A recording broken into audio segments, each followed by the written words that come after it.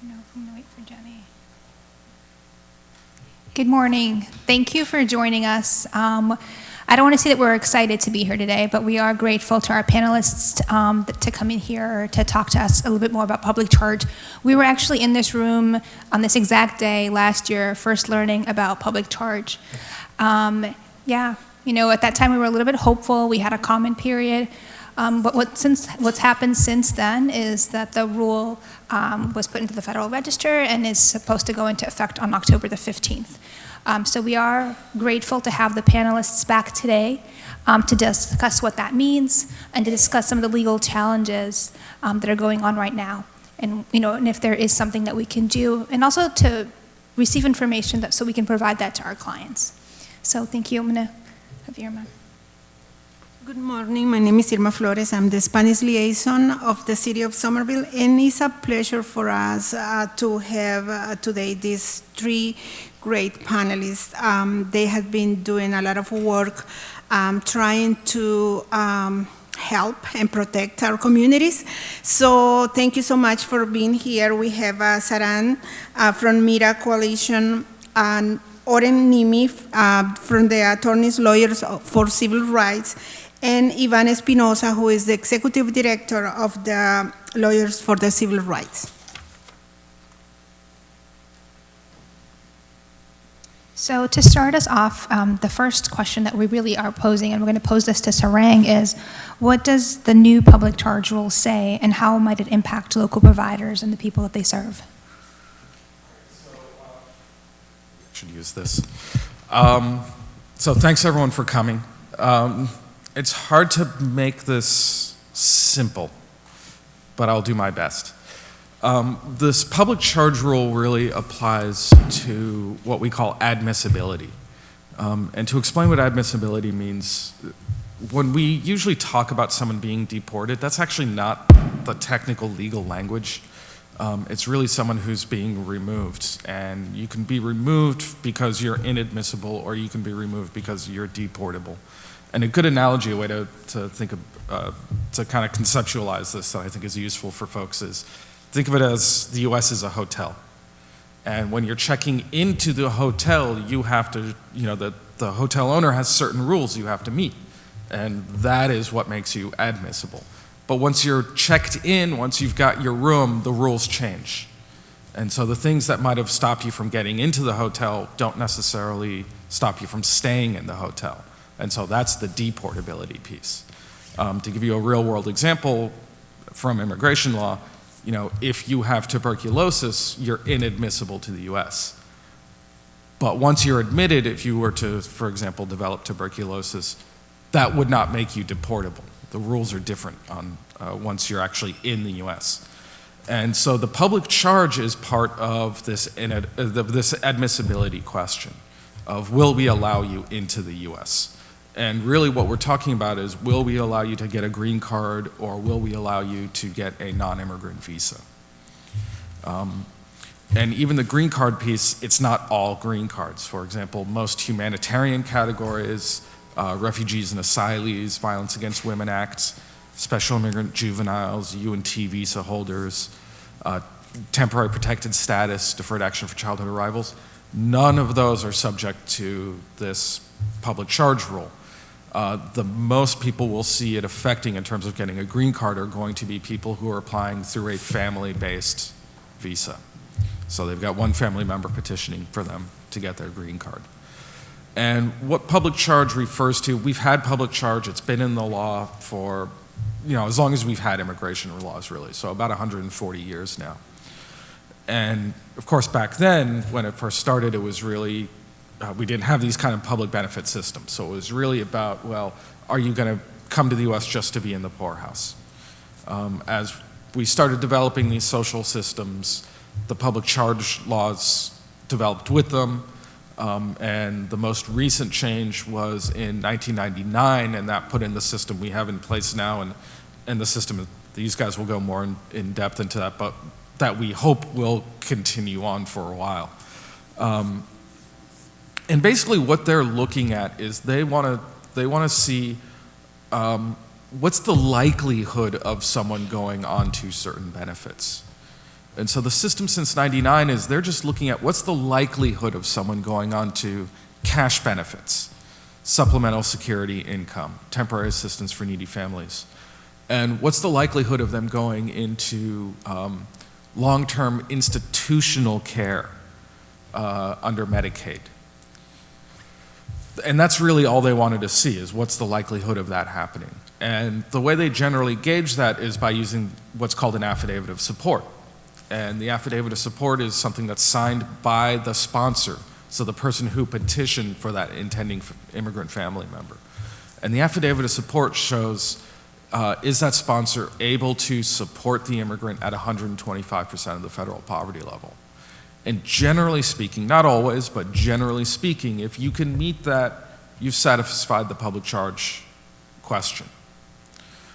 What this administration wants to do, and that's supposed to go into effect on Tuesday, is a number of things. First off, they're adding benefits to the question. So it's not just are you likely to go on those things already mentioned, but it's also are you likely to go on to food stamps? Are you likely to go into federally funded housing programs? Are you likely to go on to non-emergency Medicaid, with the exception of children and pregnant women? So they've expanded the question, the list of issues that they're worried about. And what they've also done, though, is dramatically changed the analysis, the way they look at are you likely to go on to these things. So under the statute, there are a number of things that the administration is supposed to consider, like age, working status, health status, family. And what this administration has said is, we're going to weigh against you things like you are not of working age. So you're not between the ages of 18 and 67. Well, that's going to count against you. You have a chronic illness. That's going to count against you. You're limited English proficient. That's going to count against you. They're even asking, oh, do you have a large family? Without defining what large even means. But that's going to count against you. And one of the problems we have right now, frankly, is that we don't know how they're weighing these things. They haven't given us any kind of formula to be able to say how these things are actually weighted, what the impact is of these. So there's still a lot of questions involved. But the other thing that they've done, which I think is even more of a threat to the immigration system we have, is that they're saying that affidavit of support, you still have to do that, but it's not really going to count. And what we want to see is 250% of the federal poverty level. So they're basically doubling the income that a family has to have. And just to give you an idea, for a family of four, 125% is about $32,000. So they're now saying, no, family of four, you have to make $64,000 before we really consider that. Again, I want to make sure folks understand, there's a lot of things about this that I think are really confusing folks. One is, we're seeing a lot of families get off of benefits right now. They're taking their U.S. citizen children off of benefits. A lot of times they don't need to do this because it doesn't impact them. We're talking about families a lot of times who already have a green card. They're not going to be impacted by this. I'm even seeing people who, for example, are applying for citizenship and are worried. If you've got your green card, this is not an issue. There's one exception I will say, which is if you travel out of the country for 6 months at a time in one trip. This could become an issue when you're coming back into the country. But other than that, if people aren't staying outside of the country for extended periods, if once they have their green card, this is not an issue for them. It's not going to be a question they're going to ask when you're applying for citizenship. They're not even going to ask it if you're renewing your green card.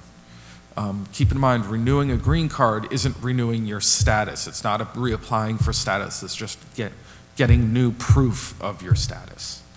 So green card holders who are renewing or applying for naturalization, does not impact them directly. The other thing, though, like I said before, seeing folks dropping off of benefits is, the question isn't really, are you on these benefits? The question is, it's really more of a question of, are you eligible for these benefits? It's the financial situation your family's in that makes you eligible for these benefits. That's what they're really looking at. So a lot of people might be dropping off of something, but they're still below 250% of the federal poverty level. They still might have issues of, maybe they're not working, they're home taking care of their kids. And so really all they're doing when they're getting off of these benefits is hurting themselves. I can't make a blanket statement that everyone should stay on their benefits, but what I would do is say, for folks who are thinking about getting off of their benefits, it's really important that they speak to an attorney and make sure that they're doing the right thing. I think that's really all I have, so if you guys want to take up the legal piece or add anything to... Well, just to add one little addendum, and then, I think that covered it. One of the questions is, does this new rule affect the eligibility for certain public benefits? And the answer is no. This isn't a rule that prevents you from getting particular benefits. This is a rule in which the government is trying to punish people who have an income that makes them likely to get certain benefits, or who have gotten certain benefits, like the ones that Sarang was talking about, for what they're defining as a 12-month period, which is actually not a 12-month period. I don't know if you want to explain that. So what they're not just looking at, are you going to go on this benefit? What they're really asking, the question they're asking is, are you going to go on these benefits for an aggregate of 12 months in a 36-month period? And when they ask that question, they're not just saying, well, let me put it this way. Let's say that I get food stamps in October and November, and I'm also in federally funded housing in October and November. That actually counts as 4 months towards the 12-month aggregate. 2 benefits for 2 months each. Right. And I think so that's the way that they're calculating it, which is a change from the past rule. And the other thing that's important when folks are making a decision about whether or not to stay on benefits and how those benefits will impact potential changes in their immigration status is to recognize that there are some federal benefits that are linked together, where you almost automatically are on one and then another is attached to that, or 1, 2, or 3 all at once. And so that will mean that you're accruing 3 months at a time over 1 month for just getting one package of benefits. Right. And Oren just made me think of something else that it's important for folks to know, is they're also looking at not just have you been on benefits, but have you been approved for benefits? And so imagine the trouble folks are going to have with Mass Health. Because not all Mass Health is federally funded. A lot of it's state funded, and they're not looking at that. But when you apply for Mass Health, you're applying for everything. You can't just apply for Mass Health Limited. So if you were to apply for Mass Health and you say, no, I just want Mass Health Limited, for example, but they might approve you for Mass Health Standard. And so now that's going to count against you, even though it's a benefit you didn't even want to apply for. I think a couple of points to add. I wanted to, and I appreciate it. Am I on? Now I'm on. Oh, geez. No, really on. Okay. Good morning, everyone. I want to thank Sarang for such a fabulous distillation of this complex federal undertaking. I did want to underscore one really important point that Sarang already raised, which is the absurdly high income level that immigrants are going to have to meet. As Sarang indicated, it is close to $64,000. I mean, there might be people in this room whose households do not bring in $64,000. And so this is a requirement that even typical Americans would not be able to meet. And so to the extent that we are now making that a threshold for immigrants to be able to apply for family-based immigration applications like a green card, that is an extremely high threshold. And it sets a really clear tone that we only want immigrants who come from a certain class and from certain backgrounds, and not immigrants who are from more even middle class or working class backgrounds. And so that's something that I think is critically important to underscore, because the requirement before this new rule was half of that, and at a lot more reasonable, right? $32,000.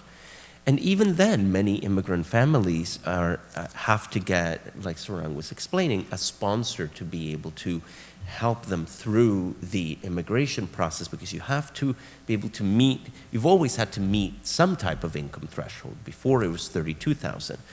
And so to meet that threshold, you have to produce your own income taxes, or your sponsor has to produce the income taxes and other assets to be able to show that you meet that threshold. Well, this is just going to make that all more difficult, right?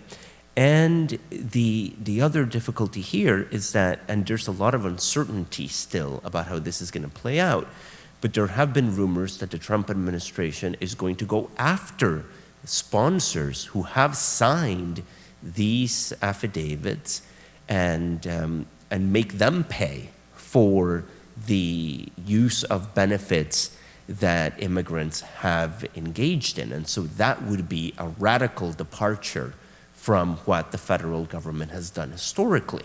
That would be really punitive, and that would essentially create a chilling effect, because nobody would want to sign one of these things, because you don't know if in a decade or two somebody might fall in hard times. And that's what's particularly egregious about what the Trump administration is doing. And as Sarang said, this applies to even non-cash benefits, right? To underscore here again, Medicaid, food stamps, public housing programs. And so even brief periods will count against you, right? Because they're doing this crazy math so that they aggregate it and use it against you. And what we're talking about here are really people who could be actively working right now and have been working for a while, are actively paying taxes, are economically productive members of their community, but they will be penalized for at some point, having fell in hard times and accessing programs that they were legally eligible to apply, and that all Americans should have access to when we fall on hard times. And so that's what's particularly egregious about this. I also wanted to underscore some of the legal components that we were chatting about, which I'm sure my colleagues will continue to develop. But I am very happy to say that at Lawyers for Civil Rights, we filed a really powerful amicus brief on behalf of Mass General Hospital, its Chelsea Health Center, which provides access to a lot of this immigrant population that would be affected, and also for the Massachusetts Public Health Association. And that amicus was filed in federal court in Washington State, where a group of 13 different states, including Massachusetts, have filed a lawsuit challenging the constitutionality and the legality of the public charge rule that we're talking about today. So everything that we're talking about today could change based on the outcome of this litigation that's pending in Washington. And so we participated in the lawsuit as a friend of the court, as an amicus, right? Because these are the states suing the feds. The states are saying the disenrollment of these programs, especially some programs that may have, and these are complex, so like Sarang was saying, there could be housing benefits that use some state dollars, but that also use some money from the feds. And so what the states are saying, if people disenroll from these programs, the brunt of that expense will be borne by the state. And so by removing people from programs that they are lawfully allowed to participate in, what the federal government is doing is making the states shoulder these life-saving programs that are critical safety net for people who fall on tough times. And so people are still going to fall on tough times. They're just not going to go and apply for these federal benefits. The state is going to have to put up the money. Or in some cases, even municipalities will have to put up the money. And so 13 states band together to say, hell no, we will not allow the federal government to do this and to shift the expense to the states. And so we participated as amicus to raise these perspectives, and what we raised were two things. One was that this will change the nature of the doctor-patient relationship, because immigrants, in order to receive access to healthcare, when we go to see a doctor, we need to be comfortable with our whole selves, and that means being able to talk about, I'm having trouble paying the rent, I may be homeless, and that may affect my treatment, right? And so doctors, hospitals, including MGH and Chelsea, have robust programs to make sure that people can stay in place during their medical treatment so that their medical treatment works and they're not homeless. If you need to refrigerate your medication, how are you going to do it if you're homeless? You need access to some of these federal public housing programs. And so this will disrupt the doctor-patient relationship, because people will not feel comfortable talking about their needs or the fact that their immigration status may be at play with the public charge. And the other thing is that many institutions, and I'm not just talking about MGH or the Mass Public Health Association, but even the city of Somerville, we have invested a lot of money in trying to tackle not just a medical condition, but the social determinants of health, everything that surrounds us that contributes to our health status. And those investments in comprehensive, holistic support for all patients, including patients who would be affected by the public charge rule, would be eviscerated if the feds move in this direction. And so those are some of the concerns that we have as an organization. From the practical perspective, the income threshold is not going to be satisfied by most people in the communities that we care about, including Somerville residents. And then from a more technical perspective, shifting this expenses to state and local players is not, it's not a good thing. And we're also concerned about just how this is going to impact the health of children and other vulnerable populations who are at stake here. So I just wanted to throw some of that into the mix and to make sure that people knew about the lawsuit challenging the rule, because we're going to start hearing even more about that as the next few weeks roll out. So I think that's a good segue into what challenges are going on and what that might mean for the rollout of the rule. I'll rewind a little bit back to where we were here last year. So the way that the process works when federal rules are coming down is usually a federal agency will publish a proposed rule and then give the public time to, they will give the public notice of the proposed rule, and they will give the public time to submit comment. And that's what we were here discussing last year, where everyone banded together and there were hundreds of thousands of comments from cities, from medical centers, from individual people, from immigrants' rights organizations, telling the Department of Homeland Security what the impacts of this rule would be. And that was really important to craft what the rule might look like and to raise possible concerns. So that's the way that that rules normally go into effect. Generally, agencies take into account these comments and either don't publish the rule or make amendments to the rule or publish the rule but address some of the comments or all of the comments that were made during the comment period. What happened in this case is that the department published the rule, and then now about a dozen cases have been filed across the country, one in the Eastern District of Washington that Yvonne was talking about, a couple in California, one in New York, some in Maryland. So they're all over the country, brought by a series of different groups. Some are brought by cities and medical centers, some are brought by states themselves through their attorneys general, some are brought by immigrants' rights organizations on behalf of their constituent members. And so there's a series of legal challenges going on that are all being heard by judges last week and now this week, basically saying, and one of the primary arguments is all of the comments that everyone here and that everyone submitted, those weren't actually taken into account. And some things that may not have been commented on that are very important, the impact on states and cities, the impact on medical centers that some of the comments got at, but that the department should have considered regardless, were also not considered, and that violates a series of our laws of how administrative agencies are supposed to act. They're all encompassed in this big statute called the Administrative Procedures Act. And so there's all these pieces of litigation floating around around the country, and right now what's happening is many of those cases have filed for what's called a preliminary injunction. What a preliminary injunction is when people sue anyone, but in this case the federal government, they ask courts, hey, while this case is really important, and if this rule goes into effect, it's going to hurt a lot of people.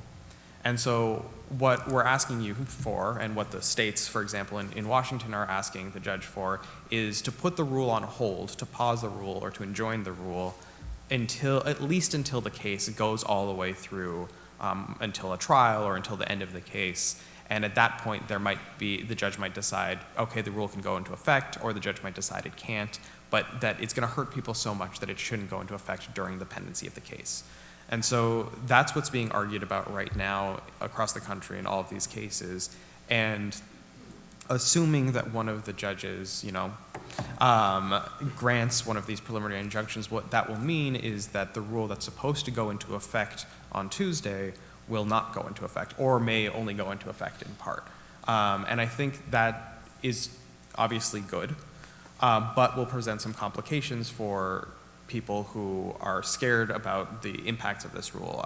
What we saw when there was some language floated about a possible proposed new rule, and then when the proposed new rule came out, and then during the notice and comment period, was regardless of the technical specifics of the rule, and regardless of the changes in between different proposals, that people generally are just scared about being on benefits and the impact that that's going to have on their immigration status.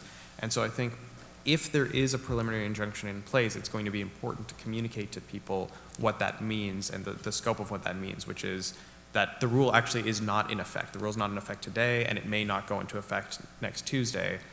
It might go into effect at some point later on down the line, even if a preliminary injunction is granted, but it will be important to communicate that there will be no impact on the public charge rule if there is a preliminary injunction in place. The rule will be what it was before. The same income guidelines, the same programs will be affected. None of the new things that come through the proposed rule or the now enacted rule will actually be in effect. So that's what's going on as far as the litigation is concerned. I don't know if you all have anything else to add. I'd actually turn my mic off. I was wondering if you could expand on one thing you kind of alluded to, which is a partial block. Sure. So occasionally, what courts will do when they're asked to grant a preliminary injunction, and folks might remember the Muslim ban case that came out a couple of years ago. And so there was the federal government handed down a bunch of different Muslim bans, and they changed their mind a bunch of different times because they kept getting sued. And during the second version of the Muslim ban, what happened was the Supreme Court allowed part of it to go through, but not all of it. And that may happen, it's unlikely to happen in this case, but that may happen in this case where the court allows some things that they think are more in line with the Administrative Procedures Act or are more legal to go through and enjoin some of the pieces that they think are less legal. That's not really the way that these cases in particular are structured, so I think it's unlikely, but it is possible. And if that's the case, there will be very specific benefits or very specific pieces of the proposed rule that actually will go into effect and won't. And I think that's going to, I'm echoing what Sarang said before, that's going to be particularly important for people to consult an attorney if they're considering getting off benefits for that reason. Right now, we're trying to create we're working on creating a chart that outlines which are the affected populations, which programs they would have access to or they wouldn't have access to. I think that would be a very useful tool. And so we're in the process of developing that right now, and we'll be happy to share it with Irma and other folks here in Somerville so that people have access to it. But I think that would be particularly helpful in the event that there's like a partial block, right? Which are the things that are still in effect, which are the things that are not in effect. But we're working on trying to map this out through a chart right now. And I do just want to add one other thing, not to scare people, because I do that a lot these days. But I just want to make sure people know, I talked about this difference between admissibility and deportability. Well, there are rumors that we're going to see a public charge rule proposed around the deportability piece. It would be very narrow. There's certain things that are in the statute that the administration can't change. So, for instance, things like,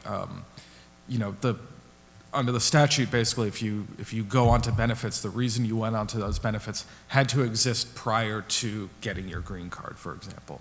So it wouldn't be something like, well, I came here, I had a job, everything was going great, then my employer went out of business, I lost my job, I had to go on food stamps.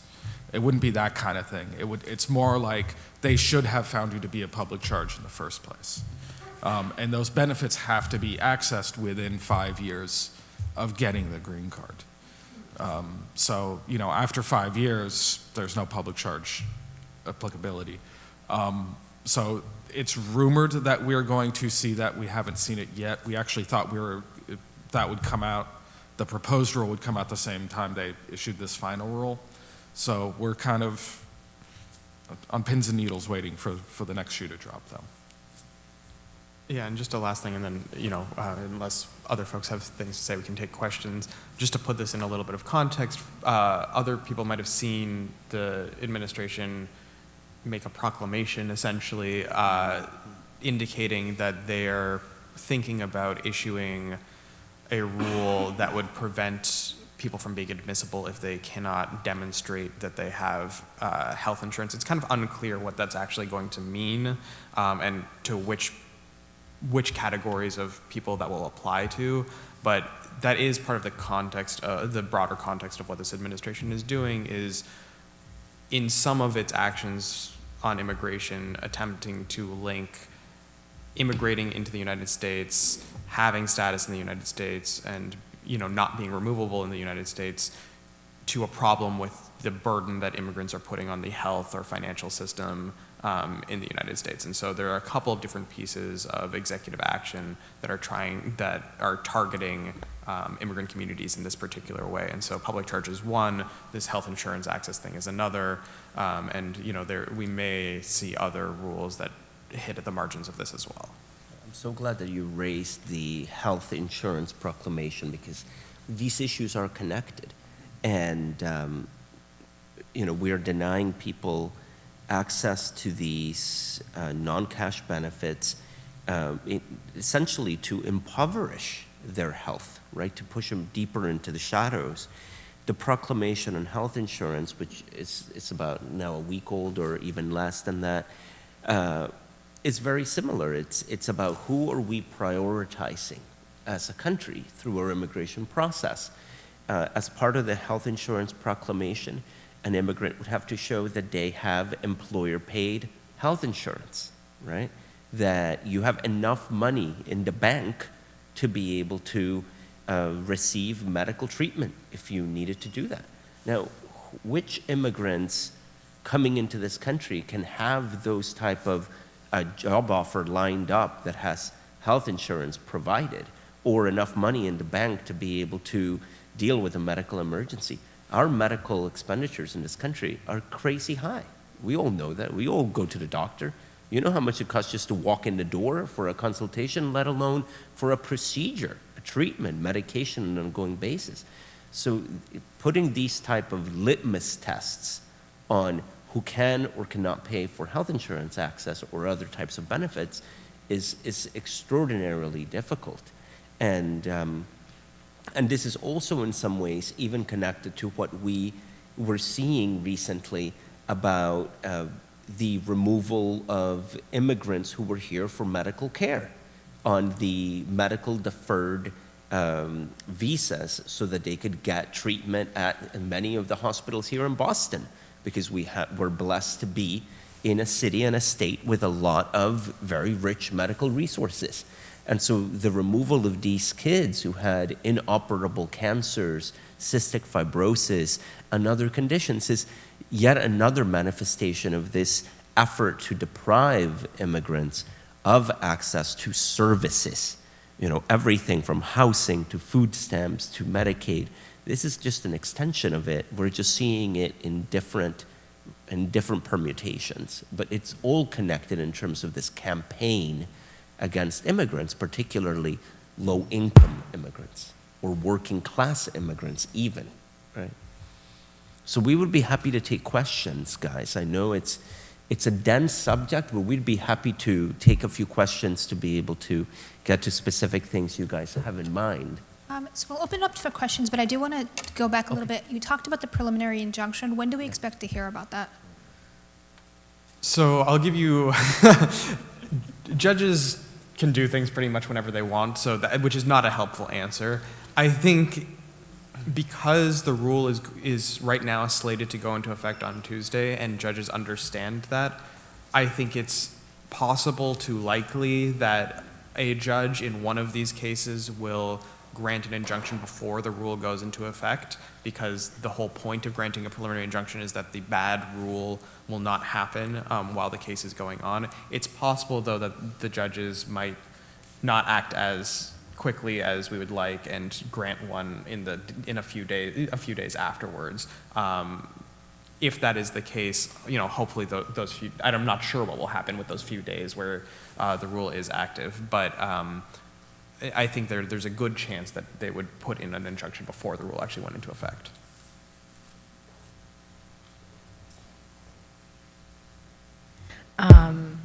Thank you for coming here and talking to us. So obviously here in Somerville, we have two public housing complexes, Clarendon Hill and Mystic. What does this mean for people who live there on the federal side who don't have citizenship? And I know that TPS is slated to run out in January. So anyway, we're obviously very concerned. Maybe I'll just address a TPS point, and then so I know folks are particularly scared on TPS, and I just want to make 2 points on TPS because a bunch of people in Massachusetts have TPS. One is that public charge doesn't affect TPS. This public charge rule change doesn't affect TPS. 2 is right now it's true that for folks from Haiti and El Salvador that TPS is slated to end in January 2020.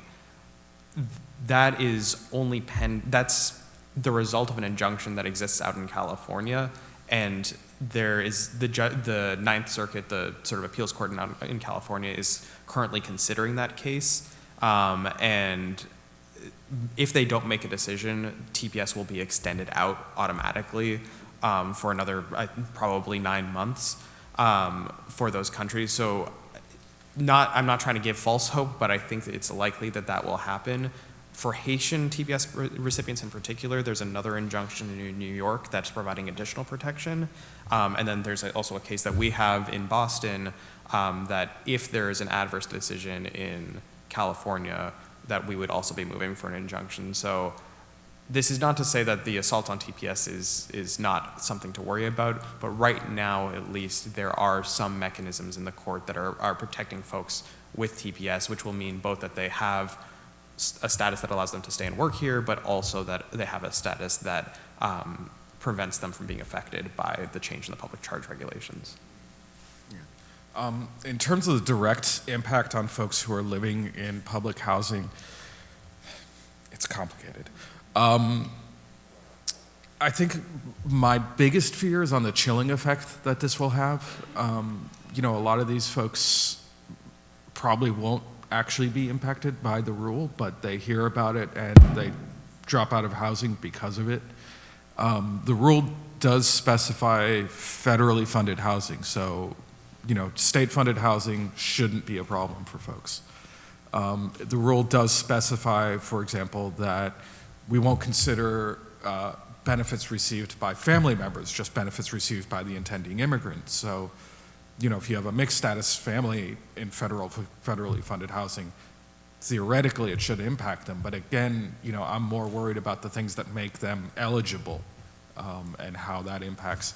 The other thing I want to make sure folks know is that they have proposed another rule out of Housing and Urban Development to essentially ban mixed status families from federally funded housing. That was proposed back in May, I believe, and so we're still waiting for that to be finalized. So, you know, kind of like Yvonne was saying, you know, there's a lot of this kind of stuff going on. And, you know, while we're so focused on public charge, we need to make sure we're keeping an eye on all these other horrible, horrible things that this administration seems to be doing constantly. I always say it's just new and inventive ways of being cruel. Yeah, I'm so glad you brought up the public housing proposal, because that would certainly impact the people in the housing units that you're talking about. If that comes to pass, we will most certainly sue to challenge the constitutionality of that.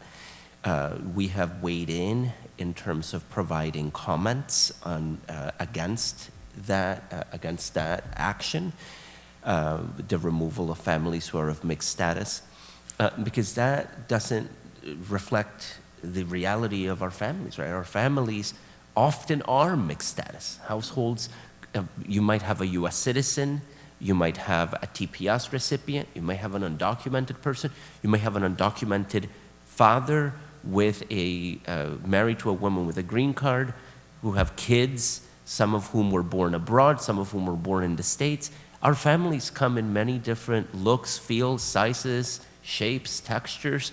And so the fact that the federal government would be moving in this direction is incredibly harmful, because it would be dismantling and separating families, which we've already seen that. So it's no surprise that they would move in this direction. But we would certainly challenge the constitutionality of that type of rule if that were to come down, similar to the type of lawsuits that have been described about the public charge rule itself. So, so even though it is terrible to think about the displacement of these folks, we certainly are committed to making sure that doesn't happen.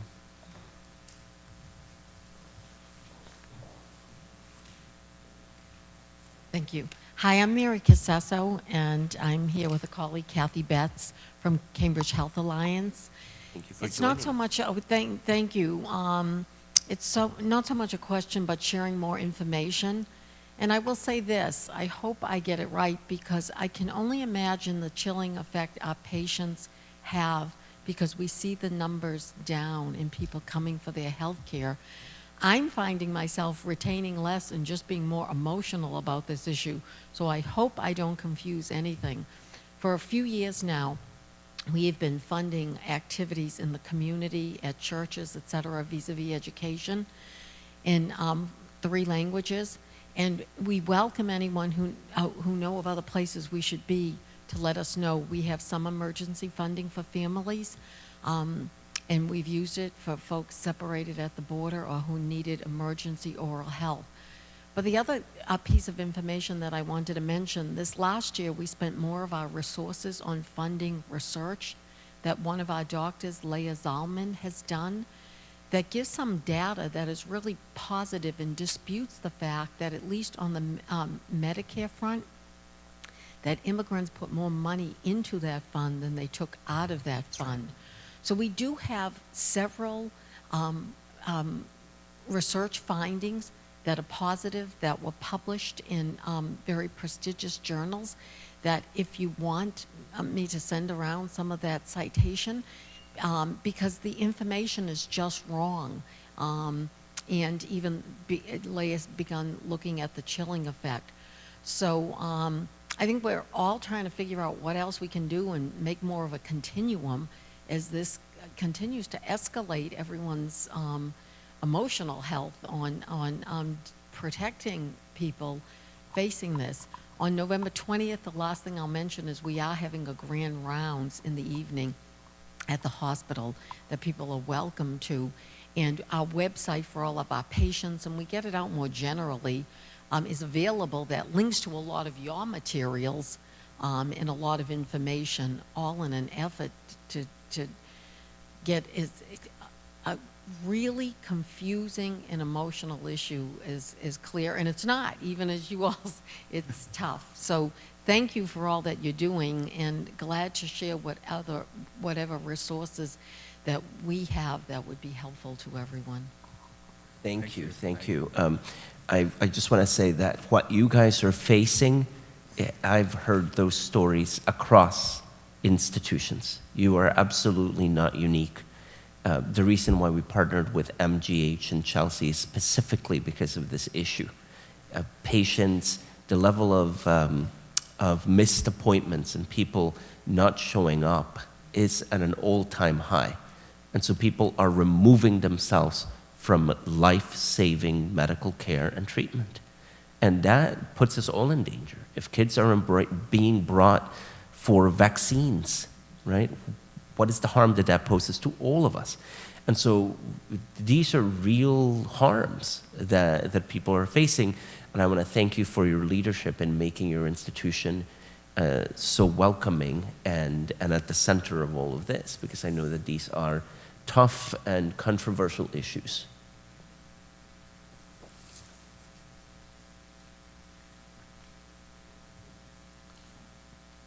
A couple of questions. One is on the public comment time that we had on the public charge. And my understanding is that as a country, we super exceeded the goal of the public comments sent on public charge against it. What was the government response? Shouldn't they had gotten back to everybody who sent a public comment? That's a really good point, and I very much wish that was how the system worked. The public comment is, in administrations that act more orderly, the public comment is an important period because administrations usually take into account the way that the comments fall down and adjust the underlying rule that they're going to promulgate in response to the comments. The comments are still important for a couple of reasons. One, you're right. We vastly exceeded what immigrants' rights groups were hoping for as far as the amount of comments submitted and the diversity of comments submitted. The industries and people that submitted comments ranged far and wide and from every single state. And so it was really powerful and I think good to show how many people are behind the immigrant communities and people who are receiving public benefits. The other reason that these comments are important is because some of the legal challenges that are currently being litigated, some of the basis for those legal challenges is basically what you're saying, that there were comments that were substantive and important, and the government did address some of them in their proposed regulation, did address some of them in other documents, but that there were many comments that were not addressed, and some comments that were addressed but not fully or not adequately, and that is part of the basis of some of the claims in some of these lawsuits. So the comments are not as impactful to an administration that does whatever it wants as they might be in another administration, but they still are important for a number of reasons. That's democracy at work. We have to participate. We have to make our voice heard. We can't stop doing it just because the people who are running the federal government are ignoring us. We still have to participate in this democratic process and raise our concerns in the way that we did about public charge, in the way that we're doing with other proposals, because as Oren said, these things can be useful. They provide hooks for future policies, future litigation. You never know how those comments you submitted are going to be helpful down the line. They certainly will be in some way, shape, or form. So I don't want you to feel, we submitted, what was it, 200,000? 60,000. 260,000 comments, and they still passed this terrible rule. Well, that's going to happen, but we cannot get demoralized as advocates, as citizens, as involved individuals. We cannot get demoralized. We have to keep fighting, and one way of fighting is specifically submitting those comments. And so I know that it can be very frustrating to see that you're fighting against people who are not paying attention, but this matters. It matters greatly, and you're giving ammunition to advocates, lawyers, and frankly to future policymakers who are going to go back and look at those comments and say, there's some wonderful ideas that were submitted. Let's go back, dust them off, and see what we could actually implement in a progressive administration. So I encourage you to remain active and involved and vocal, even as deeply frustrating as this process is. Don't lose that sense of activism and democratic participation, because that's part of our democracy. That is your right to participate in that process. It's also my understanding that the rule took a lot longer to come out because of the amount of comments that had to be read. So to the extent that we're trying to delay some of these bad policies or regulations from coming down, flooding the federal government with comments, with unique comments, is very useful.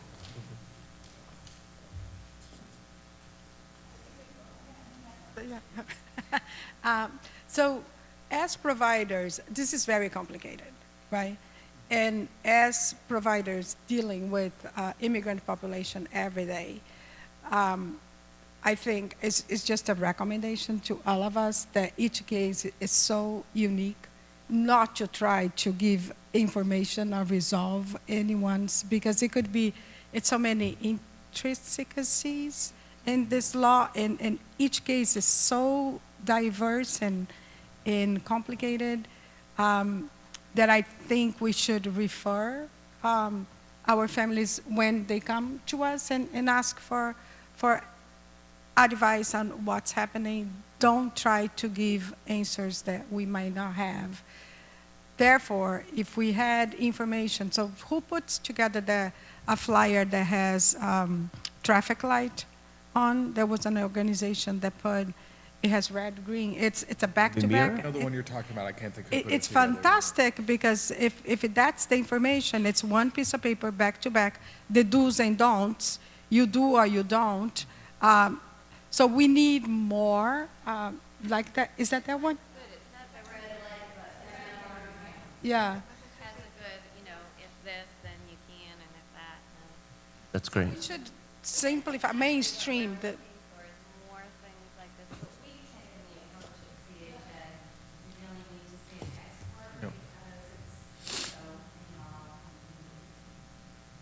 Yeah, and I would just say that, a lot of the legal service providers are trying to get out there and trying to make themselves available as much as possible. But as you can imagine, they're pretty overburdened right now.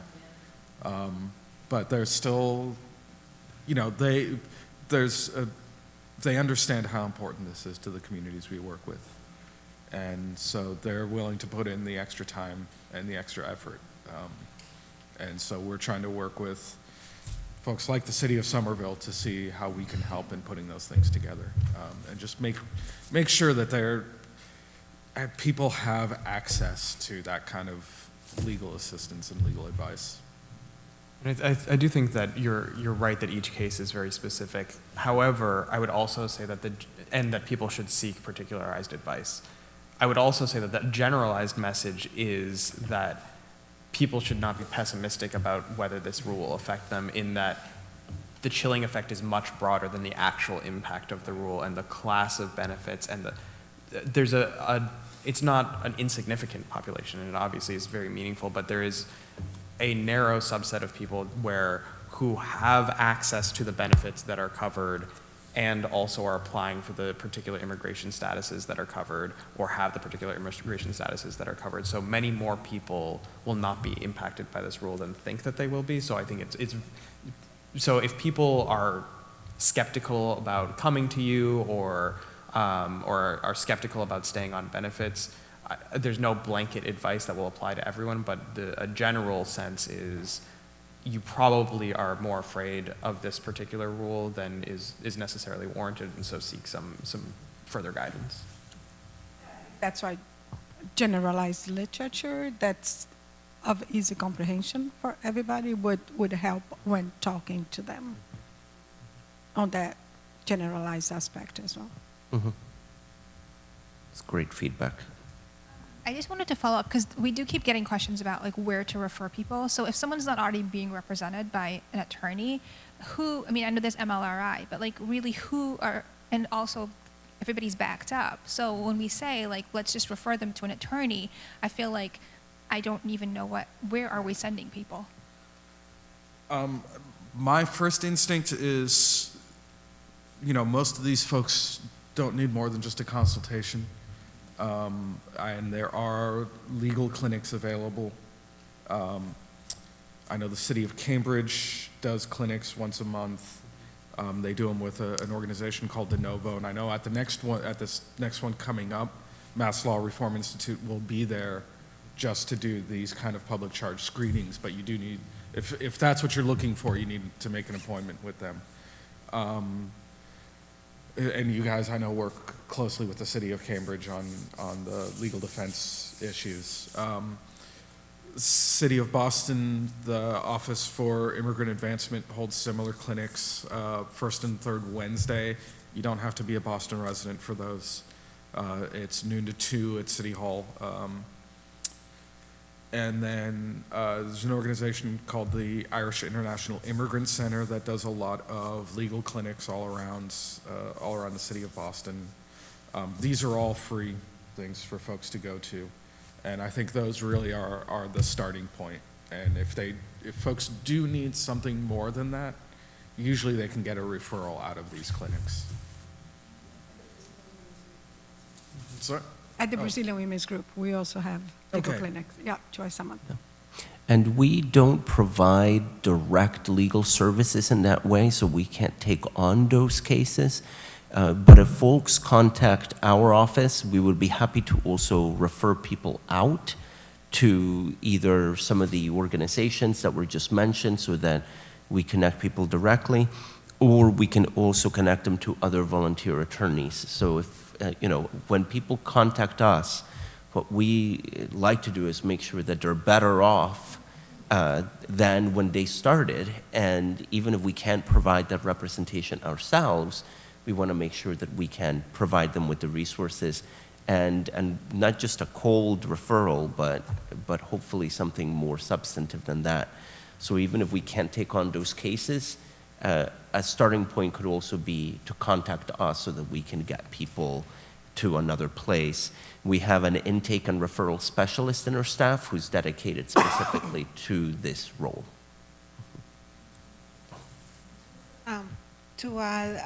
We have the multi-legal immigration clinics, so what we trying to add to these clinics, and hopefully Saran is helping us, and hopefully we'll get the collaboration to add the public charge component for that clinic. So as soon as we get that, we will let you know, so you can refer out people to those clinics. And by the way, next clinic will be October 17 at Cummings School, 5 to 7. This is for legal immigration clinic. Yes.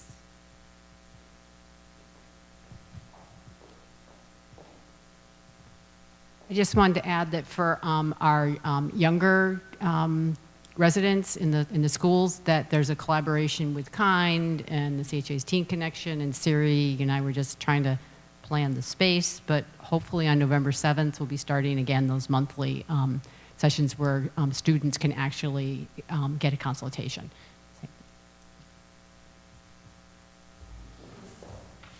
Hi everyone, thank you so much for coming. Thank you to the panel. Thank you, Irma, for organizing this. So on October 25th, we're having a Dance for Dignity. This initiative was spearheaded by the City of Somerville, the City of Cambridge, and the Cambridge Community Foundation. It's to raise money for the Legal Defense Fund. And as you know, the fund will go to legal organizations around the greater Boston area, like HERC, Greater Boston Legal Services, De Novo. Am I missing any? Irish, precisely. So we invite you to come dance for dignity and spread the word. Thank you so much. Oh, yeah, the money, it's gonna go support immigrants in various capacities, medical fees, yeah, legal fees in general. Thanks. Okay, thank you. All right, final call for questions or comments. I want to thank you to our panel. Honestly, we really appreciate you being here to provide us this information. I know people have been really anxious about this, and so we'll definitely be waiting to hear about those preliminary injunctions and any next steps. If you can think of anything that we can do to support your work, please feel free to reach out to us. I know that we're all anxious to help in any way that we can. But really, thank you for being here. We really appreciate your insight. Thank you. We really appreciate the City of Somerville's invitation and activism, and thank you, Irma, as well. It is a pleasure to join forces with you, and thank you guys for coming out today. Yeah.